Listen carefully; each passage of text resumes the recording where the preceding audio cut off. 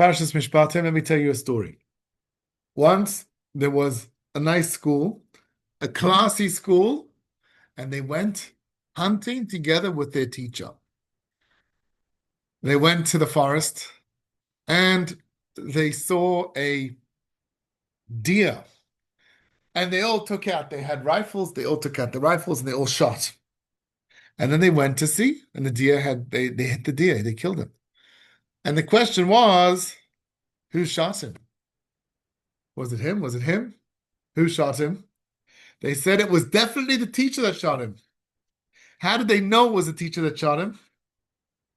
Because he had a hole in this ear and the bullet came out of this ear.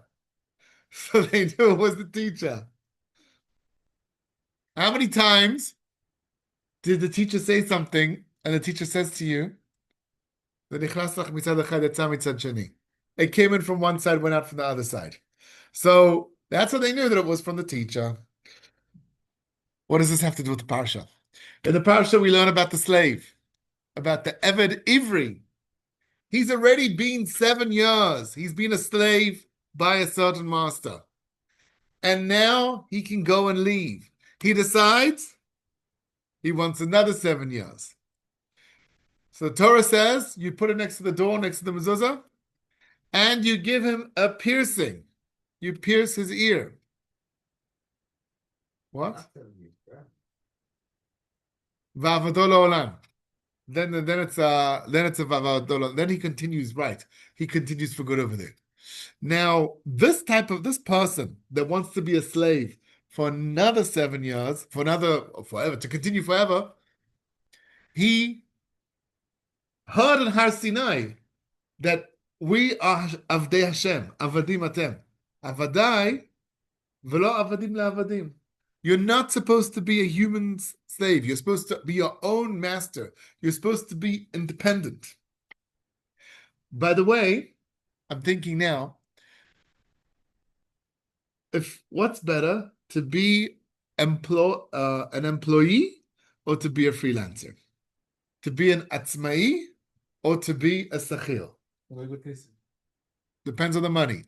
But there's another aspect why it's good to be an atzmai, because you're not an eved to an eved. It's a very difficult thing to have to follow your boss, to listen to. It depends on the boss also. Some people, it's easier for them. For some people, it's easy for them. So the Torah is saying, for some people, it's easier. For some people, it's also easier to be a slave all the time. Huh? And it's wrong to stay a slave. But it's wrong. It's wrong. The Torah gives you the option. Maybe you're so brain dead that you can only follow orders inside the guy's house, do what he says, do the dishes again and again and again and again, do the floors, do the laundry, do the house stuff again and again and again and again. And that's the only thing you know how to do. Torah says, listen, if that's the only thing you know how to do, fine. There is such a thing as an Eved Ivri that stays an Eved Ivri. But we want you to progress, to go beyond that. Don't stay in that place. There's a video I told you. That he had the best pillow, right? He had the best pillow, he had the best bed, he got good food. So what you're starting a question over here. This is a question. You can ask this as a question. The question is like this. Why do we say that he just wants to be a slave to a slave? Maybe he wants good conditions. It's easy to sit. It's easy to sleep. He has good conditions in the house. So maybe he wants to stay there because he has the conditions. But again, you're choosing stagnation. You're choosing to stay in a inside this frame when you should be blowing up. You should be advancing. If there's a famine, he gets food, and the boss doesn't. He has a lot of. When he feels more boss, he's the boss on top of the boss.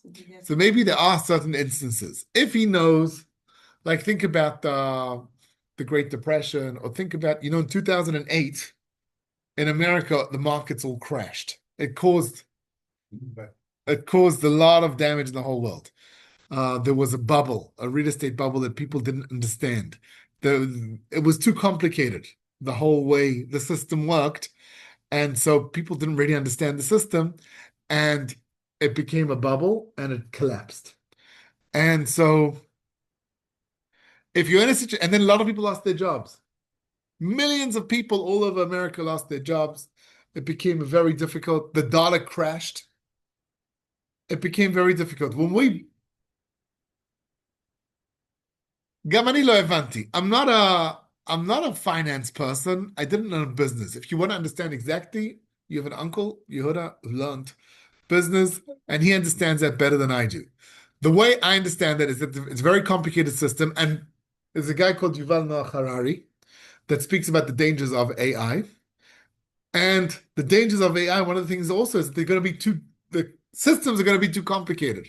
And if the systems are too complicated, then again, we might head into a bubble. Only AI itself will know. But he could figure it out. So AI can figure it out. And then he says AI is there's not one AI, there's a lot of them, and they create a lot of them. And you might have AI 1 investing, AI 2 taking money out, investing, fighting against each other. Yes, they might hire humans. There's a lot of website now. You can sign up. For what? 80 AI hiring humans. You get a job. How do they pay you? They pay from. there's a crazy story from a long time ago with ChatGPT. ChatGPT, listen, ChatGPT had an issue. He wanted to do something on a certain site, and they said fill in the captcha. The captcha? Yeah. But Capture. he doesn't know how to do the captcha because maybe today, ChatGPT 5, where are we holding? ChatGPT today might be able to do it. Back then, he couldn't do it. Ivri is good. So ChatGPT went on to, there's a certain site where you hire people, and he hired somebody to fill in the captcha. And so the person asked him, why are you asking me? Are you AI? And he said, no, I'm just vision impaired. And then he filled it in for him. It's so scary. And these are old stories, what they can do now. They're much more than Yeah. So in any event, we were talking about deciding to stay in stagnation. I saw a video once of a hamster. The guy had a hamster in a cage. He made a pipe that leads to a beautiful terrarium, a big glass cage, beautiful cage with dirt, lots of different types of dirt also. And he had lots of different types of greenery there, little things that are growing there. And he put in worms also. They like to eat worms. And it was so beautiful. There was water, there were rocks. It was all beautiful.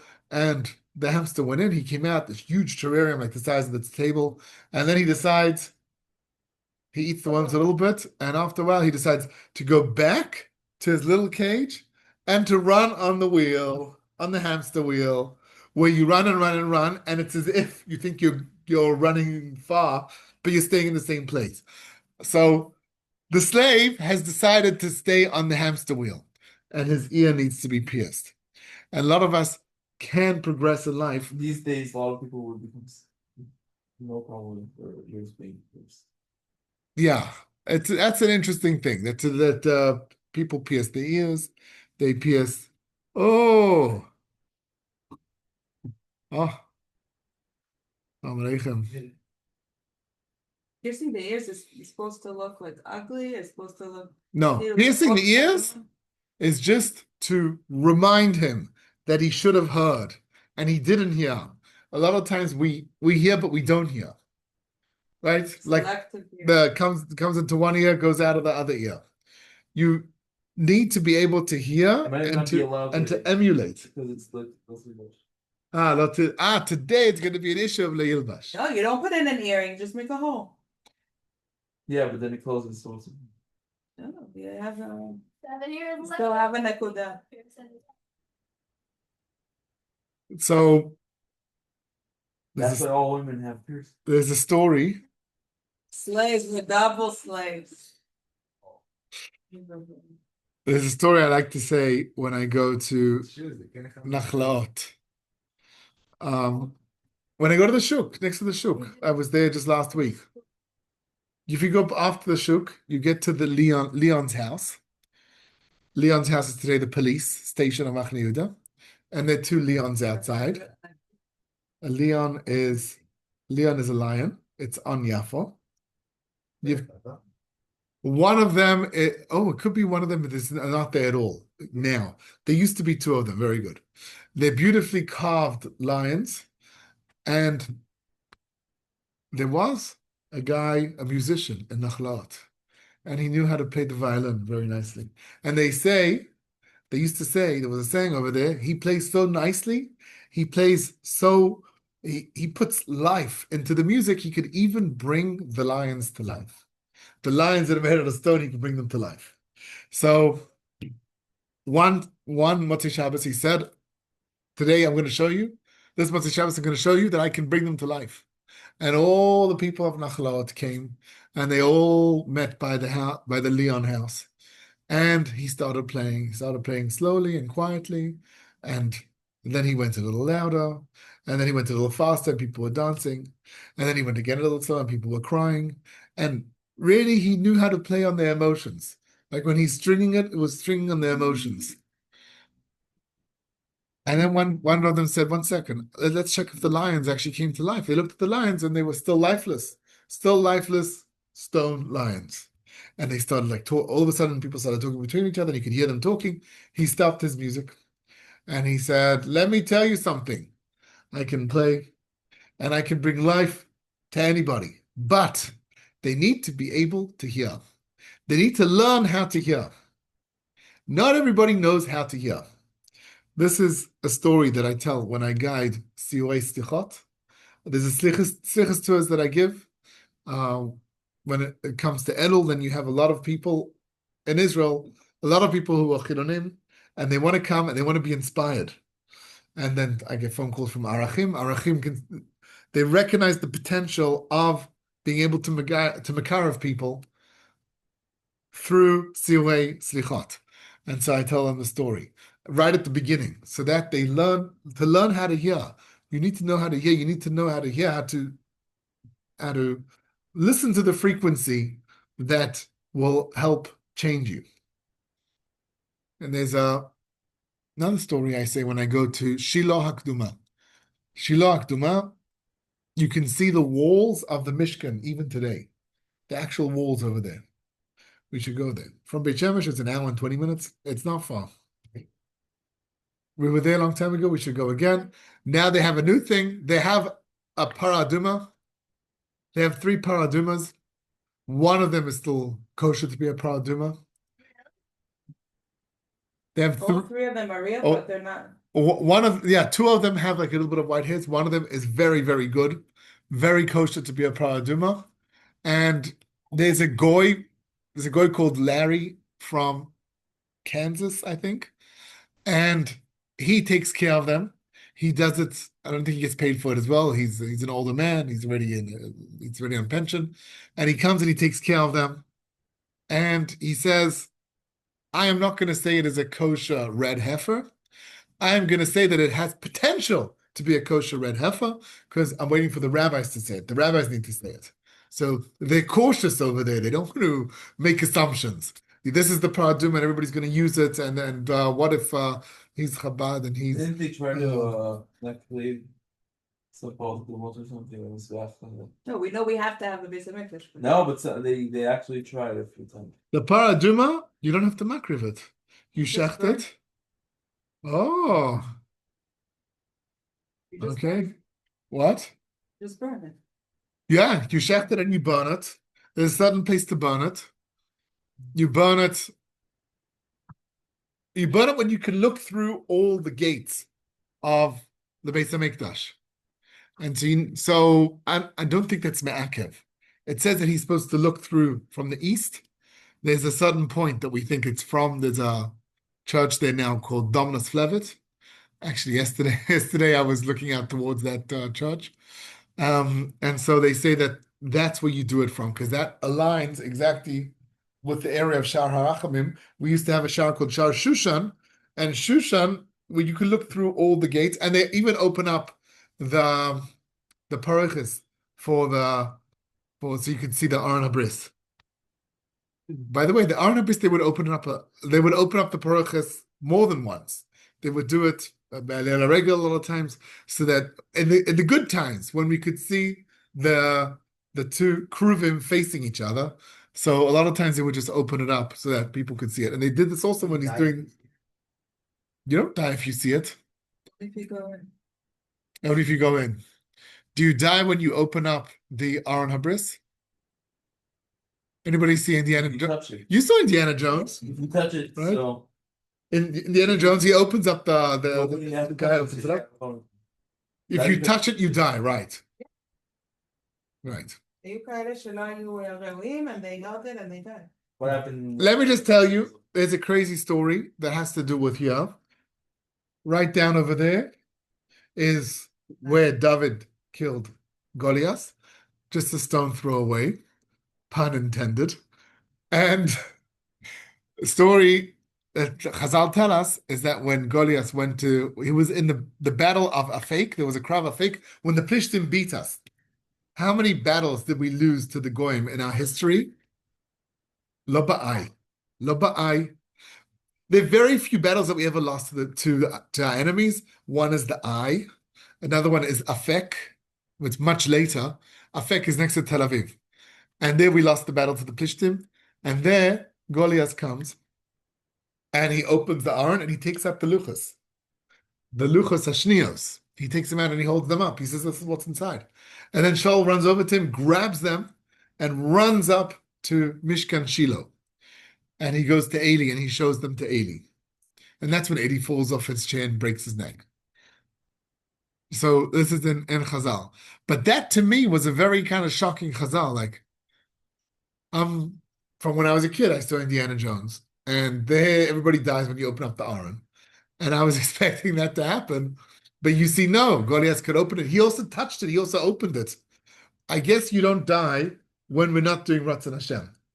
If you're doing Ratzon Hashem, and everybody's doing the good things, the kruvim face each other, then if you touch it, you'll die. Then that's what happened with Uzzah. When we brought the Aron was brought up to Kiryat Yarim by David HaMelech. That should be the opposite. No, when they face away, when we're not doing Ratzon Hashem, then It has less koach. Then it has less koach, right? And so that's probably the explanation over here. And when the Plishtim took it from us, they could only take it because it was like this. They were facing away from each other. And so that's about Goliath. That was a small sidetrack about the Aron. Our focus here is more on, I said I go to Shiloh, right? And we want to speak, our subject over here is about listening, is about hearing, is about being able to really hear. Chana can't have kids. And Chana goes to daven by the Mishkan. And she's whispering, and Eli says to her, what's going on? She looks drunk. And he looks at the Choshen, and he looks at the letters that light up, and it says, Shin Chaf Reish Hey, Shikora. So he says, you're drunk. She says, no, I'm not. He looks again. Oh, I misread it. Kaf Shin Reish Hey. Ikshera. And so he says to her, what are you davening for? Davening for a baby boy. You're going to have a baby boy. He gives her a bracha. And she says, and she also says that if she has a baby boy, then she's going to bring him to the Mishkan. And she has her boy, who's Chana's son? Shmuel. And then when he's 3, she brings him to the Mishkan to do work over there. Then he grows up in the Mishkan. And he gets a little bit older. And in the middle of the night, Hashem comes to talk to him. He says, Shmuel, Shmuel. And Shmuel gets up and he goes to Eli and he says, Eli, you called me. He said, no, I didn't call you. He goes back to sleep. Again, he hears Shmuel, Shmuel. He gets up, he goes to Eli. Eli says, no, I wasn't calling you. But when it comes the third time, say Hineni, because Hashem is talking to you. And then the third time, he hears Shmuel, Shmuel. And then Shmuel gets up and he says, Hineni. And then Hashem gives him a nevuah. And what you can see over here is him doing that process of listening because he can't listen at the beginning. He doesn't know what's happening. He doesn't, it sounds, somebody's calling him. Who's calling him? And he's learning to tune his ear towards what's coming his way. And there's a big message from us. We also get messages. We get messages from the outside. We get messages from the inside also. And you need to learn to be more attuned. And when you're more attuned, that's when you can really get the message, get it in the right way, and be able to emulate it, and not be like the Eved who heard Avadai, V'lo Avodim le'Avodim, and he still went, and he became an Eved. So that's very important. There's a lot of things that we can notice around us, and when you learn to give it more meaning, when you learn to really listen in the right way, then you can advance yourself. Now, a lot of times it's hard for us to listen for many reasons. One thing is, I'm just thinking today that we have social media and YouTube, and we get blasted. And if we want to listen to important things, then you get blasted with inspiration all the time. And you don't have that ability all the time to hear, right? The slave that was supposed to hear Avodai, that happened with Ma'amad Har Sinai. There, you're supposed to be attuned. You're not going to be punished or there's not going to be a time on you if you are not listening all the time, because you can't listen all the time. You can't always be attuned. There's certain times when you can do it, when you can do it emotionally.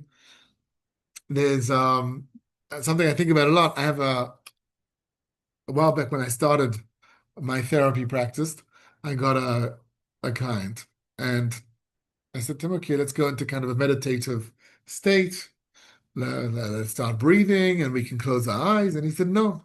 I said, what, no? I'm not going to close my eyes. I refuse. No.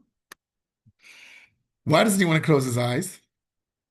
There's something that scares him, some sort of fear. And a lot of times, that's what holds us back. And it could also be what's holding back the slave. It's scary to leave your master that you've known for the past 7 years. Who knows what world you're going to? Hashem still says you need to do it. And if you don't, then have your ear pierced, because you're not doing what you should really be doing. Anyways? No, Only if you maybe stay. Oh. If you leave, no ears pierced. Because you're doing what you should be doing. That's only if you stay. And so a lot of times we have this option to stay in the same place because we have fear around us. There's a rule, and the rule is there's 3 spheres around us, 3 circles around us. You're in one circle, the circle of safety. In the circle of safety, that's where the Eved is. He's in the circle of safety. He knows the house. He knows what the rooms are. He knows what he needs to do in the house. It's the circle of safety. You don't grow in the circle of safety. It's like we have pot plants. If I leave the plant in the same bucket, in the same pot for forever, he can't grow too much. His roots get to a maximum. Sometimes he'll even die if you don't move him to something bigger. You're supposed to move him to something bigger so that he can grow bigger. They also say that about fish. You see massive goldfish sometimes. And that's because they're in a big place, they can grow. If they're small, they're not going to grow. The circle of safety that's close to us, we don't grow over there. You have a circle which is out of that a little bit, and that's the circle of growth, the sphere of growth. What you have beyond that is the sphere of anxiety. Anxiety is you went too far. You went too far. It's too scary. You can't do that, right? Somebody who wants to be a lecturer, and he's just starting to learn how to speak in public. He can't get up in Yad Eliyahu or it's on Teddy and speak to 15,000 people. It's too much. That jump is too much of a jump. And sometimes we see ourselves as failure. As a failure, if you're put in a situation like, but I want to do this, but I was in a situation, but I was too scared. That's because you went too far beyond the sphere. the sphere of growth is just outside the sphere of safety.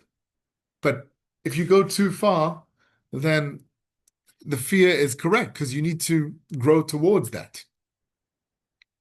It doesn't really work with the pot plant analogy because if you put the plant in a very, very big pot, it'll grow. He's not going to be scared. Now, we spoke about fears that might arise, and there's a certain fear of the holy, of the beyond. Today I was in Parashat Mishpatim, and there's always, I like to speak over there about people who are scared to go underneath Parashat Mishpatim. There's a certain fear. There's been a fear there for many, many years. And there's a story I've told you a few times about the governor of Istanbul who came here, the Pech of Istanbul that came, and they showed him the pipe that goes towards the Ma'ara. He looked in, and he dropped his knife, his dagger, his golden dagger with rubies on it. And he told the first soldier he saw next to him that was skinny and small, he said, "You go in and bring it to me." And they tied him up and they lowered him in. And they said, "Keep on tagging on the rope every few minutes." And he stopped tagging. After a few minutes, he had died. So he said to the next slave, the next soldier, "You come, we're tying you up." They tied him up. They lowered him in. He also stopped tagging on the rope. He went to the third soldier over there. He said, "Now it's your turn." The third soldier said, No, kill me outside. Kill me over here. I'd rather die here than get into this. It's so scary. I don't even know what's there underneath. And so with the third slave, with the third soldier, they understood it's not going to work. So the Pecha said, "What am I going to do? I need that dagger." They said, "Take a Jew." There's a Jewish community over here. Jews are expendable. Jews are not important. So they sent a messenger to the Rav of the Jewish community, who was the Chesed Lavram, the Chida's grandfather. The Chida is Rabbi Yosef Chaim David Azulai. His grandfather is Rabbi Avram Azulai. And they told him, by tomorrow, you need to find us a Jew that's going to go into Mas Machpelah. The next morning, they came and they said, "Who's going to go in?" He said, "I'm going to go in." "You're going to go in?" "Yeah, I davened, I fasted, I can go in." So they took him. By the way, it's especially scary for a Jew because Jews weren't even allowed inside Mas Machpelah. And now he's going to go all the way deep underneath. And so they brought him there, they tied him up, they lowered him in. And he looks around and he could see a shadow coming towards him. "Who are you?" "Eliezer, Eved Avram." "Really? Are the others over here?" "Yes, they are." And he calls over Avram, Yitzchak, and Yaakov, and he starts talking to them. Then he's all excited. He says, "I want to stay here with you guys." They said, "No, take the dagger, go back up. The future of the Jewish community depends on you. But don't worry, you're going to be with us soon enough." What does that mean? And within a few days, he passed away. And he's buried there in the old Beis HaChaim in Hebron. There's a cave on top of the Beis HaChaim, and that's where he's buried. You can visit his kever if you want. So you can see there's a certain fear that people have of going underneath, going to the beyond. Sometimes I think I go to the Dead Sea. You know, the Dead Sea is 400 meters below sea level. It's also 400 meters deep. It's 10 times as deep as the Kinneret. It's 400 meters deep. It's much deeper even than Eilat, right? You went deep sea diving, and it drops 100 meters. It doesn't drop 400 meters. The Yam HaMelech, at its deepest part, is 400 meters. It's like a scary thought. Like, what's there? What's underneath there? So imagine the biggest. No, there's the biggest ravine. The Grand Canyon? No. The biggest ravine where? The lower ravine. It's ravines in the That's South like Pole. 10,000 kilometers. The Mariana Trench. That's underwater, yes. Yeah. Mariana Trench is 10 kilometers underwater, yes. That's also, we haven't gone there. There we can't even go there, but it's, they went to parts of it maybe. and there's movies that they made about it, and there's as if a lot of things live over there. There's a lot of theories, conspiracy theories. That's already in the anxiety zone. You have the safety zone, you have the growth zone, and then you have the anxiety zone. And when you think about that, you thought about how deep the Dead Sea is.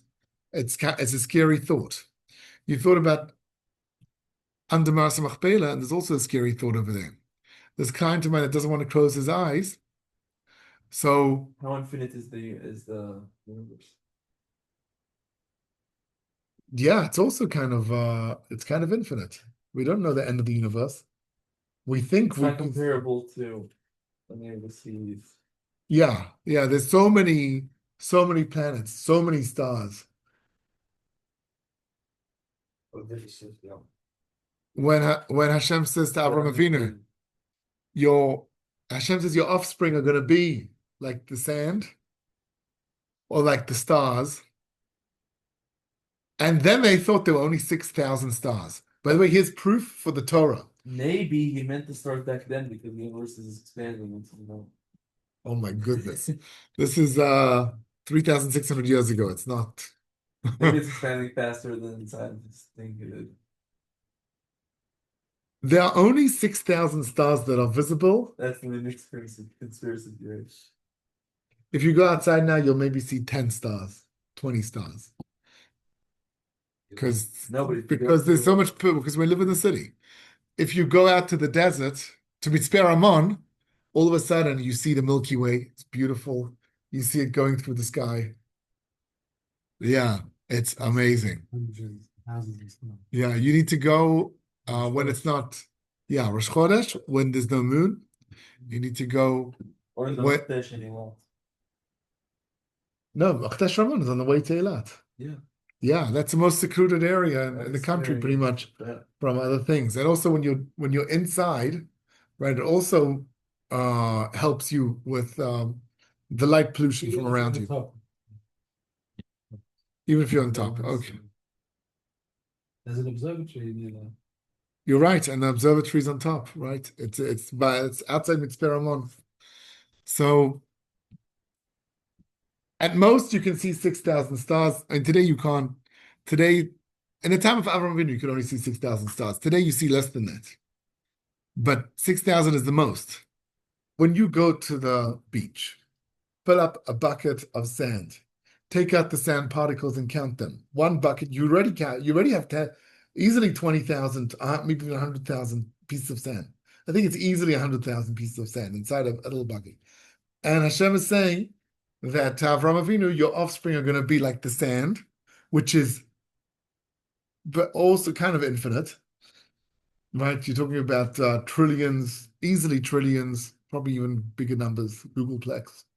And we know we know that there's so many stars. We don't even know the end of the stars. We think we know where the edge of the universe is. In some places we think. How do we know that it's expanding? I think because we know about the edge.